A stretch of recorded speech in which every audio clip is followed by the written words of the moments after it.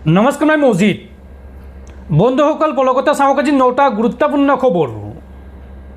প্ৰথমটো খবৰ, এতিয়াৰ পৰা দোকানে দোকানে তুলিব নোৱাৰিব বান সাহায্য। কতো কাৰো পৰা কোনেও বলপূৰ্বকভাৱে বান সাহায্য তুলিব নোৱাৰিব। এই সন্দৰ্ভত মুখ্যমন্ত্ৰী হিমন্ত বিশ্ব শৰ্মাৰ কঠোৰ নিৰ্দেশ। এতিয়াৰ পৰা দোকানে দোকানে তুলিব নোৱাৰিব বান সাহায্য। মুখ্যমন্ত্ৰী হিমন্ত বিশ্ব শৰ্মাৰ এই সন্দৰ্ভত কঠোৰ নিৰ্দেশ। বেলেগৰ ধন তুলি সাহায্য দিব নালাগে। নিজৰ টকাৰে যদি কোনোবাই পাৰে তেন্তে সাহায্য দিয়ক। আপুনি যদি মোৰ পৰা টকা তুলি সাহায্য দিয়ে তেন্তে সেয়া বান সাহায্য নহয়। এতিয়াৰ পৰা কতো কাৰো পৰা কোনেও বলপূৰ্বকভাৱে বান সাহায্য তুলিব নোৱাৰিব। এই কঠোৰ নিৰ্দেশ মুখ্যমন্ত্ৰী হিমন্ত বিশ্ব শৰ্মাৰ। পৰৱৰ্তী খবৰ, ৰাজ্য কঁপাই যোৱা নন্দিতা শইকীয়াৰ হত্যাকাৰী ৰিণ্টু শৰ্মাৰ শাস্তি লাঘৱ। দাৰে খপিয়াই নন্দিতাক হত্যা কৰা ৰিণ্টু শৰ্মাক মৃত্যুদণ্ডৰ পৰিৱৰ্তে যাৱজ্জীৱন কাৰাদণ্ডৰে দণ্ডিত কৰিলে গুৱাহাটী উচ্চ ন্যায়ালয়ে। ধেমাজিৰ নন্দিতা শইকীয়া হত্যাকাণ্ডৰ ৰায়দান। ৰিণ্টু শৰ্মাৰ মৃত্যুদণ্ডৰ শাস্তি বাতিল গুৱাহাটী হাইকোৰ্টৰ। ধেমাজি সত্ৰ আদালতে দিছিল মৃত্যুদণ্ডৰ ৰায় আৰু এতিয়া মৃত্যুদণ্ডৰ পৰিৱৰ্তে ৰিণ্টু শৰ্মাক আজীৱন কাৰাদণ্ড অৰ্থাৎ যাৱজ্জীৱন কাৰাদণ্ডৰ ৰায় দিছে গুৱাহাটী হাইকোৰ্টে। উল্লেখযোগ্য যে 2021 চনৰ 21 আগষ্টত সংঘটিত হৈছিল নৃশংস হত্যাকাণ্ড। নন্দিতা শইকীয়াক উপৰ্যুপৰি দাৰে আক্ৰমণ কৰি হত্যা কৰিছিল ৰিণ্টুৱে। মৰিধল কলেজৰ পৰা উভতাৰ পথত কৰিছিল ভয়ংকৰ আক্ৰমণ আৰু চিকিৎসাধীন অৱস্থাত মৃত্যুক সাৱটি লৈছিল নন্দিতা শইকীয়াই। পৰৱৰ্তী খবৰ, অসমক লৈ কেন্দ্ৰীয় চৰকাৰৰ বৃহৎ ঘোষণা। বাইহাটা চাৰিআলিৰ পৰা তেজপুৰলৈ 4 লেনযুক্ত পথ নিৰ্মাণত কেন্দ্ৰীয় চৰকাৰৰ অনুমোদন। ৰাষ্ট্ৰীয় ঘাইপথ 15ত 135.87 কিলোমিটাৰ দৈৰ্ঘ্যৰ হ'ব এই পথছোৱা। কেন্দ্ৰীয় চৰকাৰে ইয়াৰ বাবে ব্যয় কৰিব 8,970 কোটি টকা। দৰ্শকসকল, আৰু বহুতো গুৰুত্বপূৰ্ণ খবৰ আছে।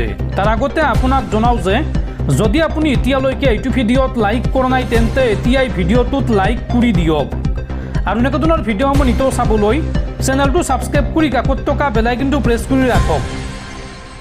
পৰৱৰ্তী খবৰ, বানৰ পিছতে উজনি অসমৰ পৰা খেদা হ'ব মিয়া। বদৰুদ্দিন আজমলে উজনি অসমলৈ মিয়া আনিম বুলি যদি ভাবিছে তেন্তে সেয়া হ'বলৈ দিয়া নহ'ব। বানপানীৰ মাজতে বদৰুদ্দিন আজমল আৰু মিয়া সম্প্ৰদায়ক লৈ বিতৰ্কিত মন্তব্য অসমীয়া যুৱ মঞ্চৰ নেতা আকাশ শইকীয়াৰ। বানপানীৰ পিছত মিয়া আনিম বুলি যদি ভাবিছে তেন্তে সেয়া হ'ব নিদিওঁ। আজমলে ঘৰিয়ালৰ চকুপানী টুকি লাভ নাই। বানৰ সুযোগ লৈ উজনি অসমক মিয়ালেণ্ড কৰিবলৈ দিয়া নহ'ব।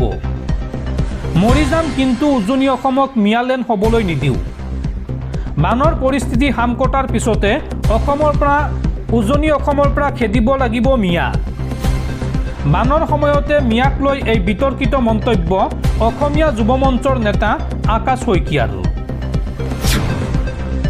পৰৱৰ্তী খবৰ, প্ৰতিবাদ কৰিলে জেনজি দেশ বিৰোধী হৈ নাযায়। তেওঁলোক আমাৰেই মানুহ, আমাৰ পৰৱৰ্তী প্ৰজন্ম। মোৰ দৃষ্টিত বৰ্তমানৰ প্ৰজন্মতকৈ জেনজি অধিক সৎ। দেশপ্ৰেম আৰু সেৱাক আন্তৰিকতাৰে গ্ৰহণ কৰে জেনজিয়ে। যন্তৰ মন্তৰৰ প্ৰতিবাদক লৈ এই মন্তব্য RSS প্ৰধান মোহন ভাগৱতৰ। উল্লেখযোগ্য যে মুম্বাইত 2000 গৰাকী জেনজি আৰু জেন আলফাৰ সৈতে বাৰ্তালাপ কৰি মোহন ভাগৱতৰ এই মন্তব্য। পৰৱৰ্তী খবৰ, পুনৰ ভাৰতীয় সেনা আৰু চীনা সেনাৰ মাজত মুখামুখি অৱস্থান। অৰুণাচল প্ৰদেশৰ আপাৰ সোৱণশিৰিত তীব্ৰ উত্তেজনা। এই সন্দৰ্ভত কেইখনমান বিশেষ ছবি আৰু ভিডিঅ'ক লৈ তীব্ৰ উত্তেজনা। টাকচিন চাৰ্কলত ভাৰতীয় সেনাৰ সৈতে মুখামুখি চীনা সেনাৰ। পুনৰ ভাৰতীয় সেনা আৰু চীনা PLAৰ মুখামুখি অৱস্থান। দুই দেশৰ সেনাৰ মুখামুখি অৱস্থানৰ অভিযোগ। টাকচিন চাৰ্কলত ভাৰতীয় সেনাৰ সৈতে মুখামুখি চীনা সেনা। এই সন্দৰ্ভত কেইখনমান বিশেষ ছবি আৰু ভিডিঅ'ই উদুঙাইছে অৰুণাচল চৰকাৰৰ মিথ্যাচাৰ। অৰুণাচলত পিএলআৰ আগ্ৰাসনৰ কথা অস্বীকাৰ কৰিছিল অৰুণাচল চৰকাৰে। চীনা সেনাৰ কাৰ্যকলাপৰ কথা অস্বীকাৰ কৰিছিল ৰাজ্যখনৰ গৃহমন্ত্ৰী মামা নাটুঙে। আৰু এই সন্দৰ্ভত বিগত 25 জুলাইৰ পৰা উত্তেজনা অব্যাহত থকাৰ দাবী উচ্চ পৰ্যায়ৰ সূত্ৰৰ। এতিয়ালৈকে এই দাবীৰ হোৱা নাই কোনো আনুষ্ঠানিক নিশ্চিতকৰণ। এই সন্দৰ্ভত ফটো আৰু ভিডিঅ'ই চৰকাৰী দাবীৰ ওপৰত উত্থাপন কৰিছে নতুনকৈ প্ৰশ্ন। এই সমগ্ৰ ঘটনাক লৈ সীমান্ত অঞ্চলৰ সামগ্ৰিক পৰিস্থিতিৰ ওপৰত বৃদ্ধি পাইছে উদ্বেগ। আৰু এই পৰ্যন্ত ভাৰতীয় সেনা তথা কেন্দ্ৰীয় চৰকাৰে প্ৰকাশ কৰা নাই আনুষ্ঠানিক বিবৃতি। পৰৱৰ্তী খবৰ, কোন দিশে মানৱতা? তিনিগৰাকীকৈ সুপ্ৰতিষ্ঠিত জীয়াৰী থকাৰ পাছতো বৃদ্ধাশ্ৰমত অসহায় মৃত্যু দুৰ্ভগীয়া পিতৃৰ। আহিবলৈ সময় নহ'ল এগৰাকীও কন্যা সন্তানৰ। আৰু তাৰ পৰিৱৰ্তে ৫,১০০ টকা আগবঢ়াই ভিডিঅ' কলতে পিতৃৰ অন্তিম সংস্কাৰ চালে শিক্ষয়িত্ৰী কন্যাই। এই ঘটনা সংঘটিত হৈছে আপোনাৰ মৰমৰ দেশ এইখন ভাৰতবৰ্ষতে। উচ্চ শিক্ষিত আৰু বিভিন্ন ক্ষেত্ৰত সুপ্ৰতিষ্ঠিত তিনিগৰাকীকৈ জীয়াৰী থকাৰ পাছতো বৃদ্ধাশ্ৰমতে অসহায় মৃত্যুক সাৱটি ল'বলগীয়া হ'ল এগৰাকী দুৰ্ভগীয়া পিতৃয়ে। হাৰিয়ানাৰ সোনিপট্টৰ এখন বৃদ্ধাশ্ৰমত শেষ নিশ্বাস ত্যাগ কৰে মুম্বাইৰ প্ৰাক্তন বস্ত্ৰ ব্যৱসায়ী ৭৪ বছৰীয়া শিৱচৰণ ৰামৰত্ন গুপ্তাই। বিগত প্ৰায় ৩টা বছৰ ধৰি উক্ত আশ্ৰমখনতে বাস কৰি আছিল বৃদ্ধজনে। উল্লেখযোগ্য যে একেখন বৃদ্ধাশ্ৰমতে বিগত ২ বছৰ পূৰ্বে মৃত্যুক সাৱটিছিল তেওঁৰ পত্নীয়েও। জীয়াই থকা অৱস্থাত এবাৰো দেখা কৰিবলৈ নহা তিনি কন্যাক আনকি পিতৃৰ শেষকৃত্যত উপস্থিত থাকিবলৈও অমান্তি হয়। দূৰত্ব আৰু সময়ৰ অভাৱৰ দোহাই দি ধৰ্মীয় ৰীতি নীতি সম্পন্ন কৰিবলৈ অসমৰ্থতা প্ৰকাশ কৰে তিনিগৰাকী কন্যাই। অনলাইন যোগে কেৱল মাত্ৰ ৫,১০০ টকা প্ৰেৰণ কৰে ব্যৱসায়ীজনৰ জ্যেষ্ঠ জীয়াৰীয়ে। ইয়াৰ উপৰিও ভিডিঅ' কলৰ জৰিয়তে অন্তিম সংস্কাৰৰ দৃশ্য দেখুৱাবলৈ আশ্ৰম কৰ্তৃপক্ষক অনুৰোধ জনায় তেওঁলোকে। পিতৃ মাতৃৰ প্ৰতি সন্তানৰ এনে কাৰ্যই বৰ্তমান তীব্ৰ প্ৰতিক্ৰিয়াৰ সৃষ্টি কৰিছে। সামাজিক মাধ্যমত সম্প্ৰতি বহুলভাৱে চৰ্চিত হৈ পৰিছে এই হৃদয় বিদাৰক ঘটনা। আগষ্ট মাহৰ মুদ্ৰানীতি সিদ্ধান্তৰ অংশ হিচাপে সুদৰ হাৰ নিৰ্ধাৰণৰ এই প্ৰস্তাৱ ঘোষণা কৰিছে RBIৰ গভৰ্ণৰ সঞ্জয় মালহোত্ৰাই।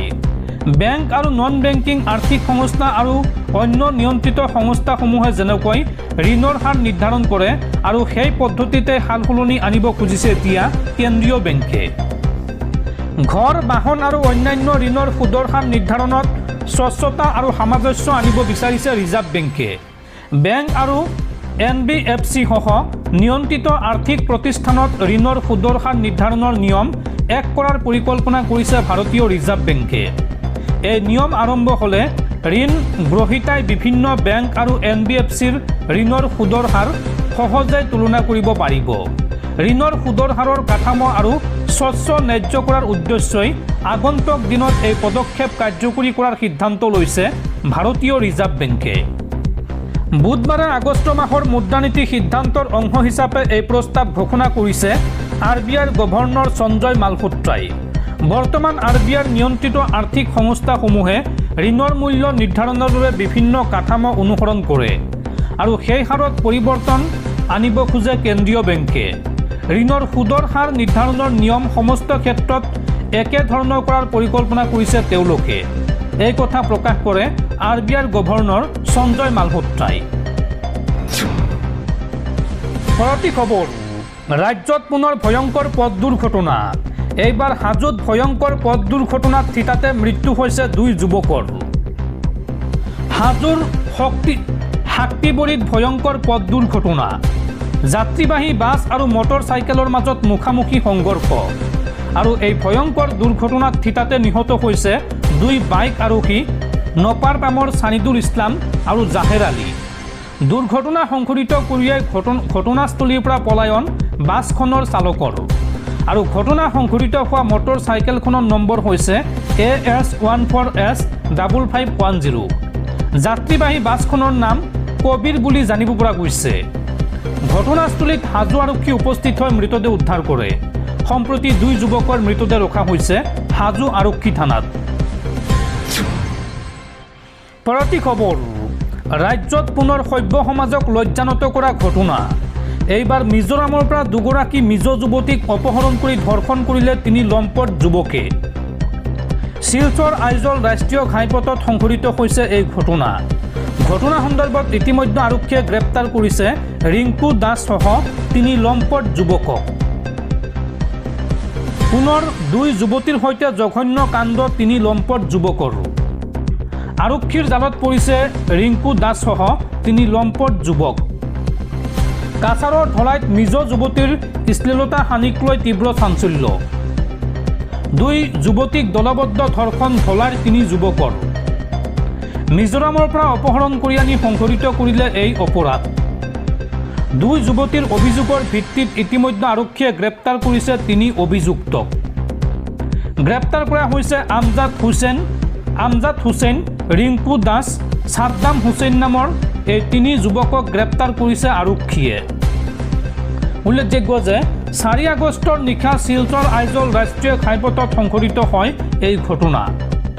এখন 4চকীয়া বাহনেৰে মিজোৰামৰ কলাশিবৰ পৰা 2 যুৱতীক অপহৰণ কৰিছিল এই 3 লম্পটে। আৰু ধৰ্ষণ কাণ্ডৰ পিছতে 2 যুৱতীক ৰাষ্ট্ৰীয় ঘাইপথত পেলাই থৈ পলায়ন কৰে 3 অভিযুক্তই। আৰু এই সন্দৰ্ভত অভিযোগ লাভ কৰাৰ পিছতে কাছাৰ আৰক্ষীয়ে ক্ষিপ্ৰতাৰে গ্ৰহণ কৰে ব্যৱস্থা। আৰু 3 যুৱকক বৰ্তমান গ্ৰেপ্তাৰ কৰি আৰক্ষীয়ে চলাই আছে তদন্ত। পৰৱৰ্তী খবৰ, বিশ্ববাসীলৈ অশনি সংকেত। আগন্তুক 20 বছৰৰ ভিতৰত আকাশৰ পৰা অদৃশ্য হৈ পৰিব তৰা। এই সন্দৰ্ভত বিজ্ঞানীয়ে দিয়া তথ্য দেখিলে চমকি উঠিব আপুনি। আৰু মাত্ৰ 20 বছৰৰ পাছত খালী চকুৰে আপুনি আকাশত দেখা নাপাব তৰা। জোনবাৰ দেশৰ সাধু কথা শুনি আকাশৰ সৈতে নিজকে একাত্ম কৰিব নোৱাৰিব আহিবলগীয়া নতুন প্ৰজন্মই। চন্দ্ৰৰ পোহৰৰ বাদে তিৰবিৰাই থকা তৰা আৰু নেদেখিব আহিবলগীয়া প্ৰজন্মই। এই সন্দৰ্ভত দ্য গাৰ্ডিয়ানৰ সৈতে হোৱা এক সাক্ষাৎকাৰত ব্ৰিটিছ জ্যোতিৰ্বিজ্ঞানী ৰয়েল মাৰ্টিন ৰিছে দিছে কেইবাটাও তথ্য। তেওঁ কৈছে যে আমাৰ আহিবলগীয়া নতুন প্ৰজন্মই আৰু কেইবছৰ পাছত আকাশৰ তৰা নেদেখিব। তেওঁ জনাইছে যে বিগত সময়ত হৈ অহা পোহৰ প্ৰদূষণৰ বাবে এই সমস্যাই দেখা দিছে বিশ্বত। 2016 চনৰ পৰা কৰি অহা হৈছে আকাশৰ তৰা সম্পৰ্কীয় বিশেষ পৰীক্ষা। যিমানে প্ৰদূষণ বাঢ়িছে সিমানেই উজ্জ্বল হৈ উঠিছে নিশাৰ পৃথিৱী। ৰং বিৰঙী লাইট চৌদিশে। আৰু লাইটসমূহৰ বাবেই নিশাৰ আকাশৰ সেই পোহৰ তৰাৰ তিৰবিৰণি ধীৰে ধীৰে নেদেখা হৈ আহিছে। LED লাইট, বিজ্ঞাপনৰ পোহৰ, ফিল্ড আদি পোহৰ কৰিবলৈ ব্যৱহাৰ কৰা লাইটে আমাৰ চকুৰ পৰা মচি পেলাইছে দৃশ্যমানতা।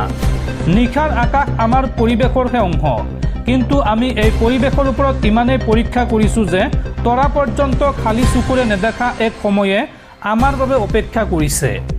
আমিয়েই প্ৰকৃতিৰ প্ৰতি এই অন্যায় কৰিছোঁ। আমিয়েই আহিবলগীয়া প্ৰজন্মক বঞ্চনা কৰিছোঁ। এই মন্তব্য কৰে ব্ৰিটিছ বিজ্ঞানীগৰাকীয়ে। উল্লেখযোগ্য যে প্ৰতি বছৰে 10% বাঢ়িছে ৰাতিৰ আকাশৰ উজ্জ্বলতা। এই উজ্জ্বলতা বাঢ়ি যোৱাৰ কাৰণ হৈছে কৃত্ৰিম লাইট। নিশাকো দিনৰ দৰে পোহৰাই দিয়া শক্তিশালী লাইটসমূহ। বৰ্তমান সময়ত আপুনি যদি আকাশলৈ চায় তেন্তে খুব বেছি 250টা তৰাহে দেখা পায়। আৰু আজিৰ পৰা যদি 18 বছৰ আগবাঢ়ি যায় তেন্তে এই সংখ্যা কমিব। 18 বছৰৰ পাছত আপুনি যদি আকাশলৈ মূৰ তুলি চায় তেতিয়া খুব বেছি 100টা তৰা আকাশত দেখিব। পৰিস্থিতি দিনক দিনে সলনি হৈ গৈ আছে। বাঢ়িছে প্ৰদূষণো। এই প্ৰদূষণ কমোৱাৰ একমাত্ৰ বিকল্প পথ হৈছে আৰ্টিফিচিয়েল পোহৰৰ উজ্জ্বলতা কমোৱা, বগা ৰঙৰ পোহৰৰ ব্যৱহাৰ কমোৱা। LEDৰ নীলা বা বগা পোহৰে যেনেকৈ শৰীৰৰ ক্ষতি কৰে ঠিক তেনেকৈয়ে ৰক্ত শৰ্কৰাৰ মাত্ৰাটো সমস্যা আনে। ইয়াৰ উপৰি মেলটনিনৰ উৎপাদনো বঢ়ায়।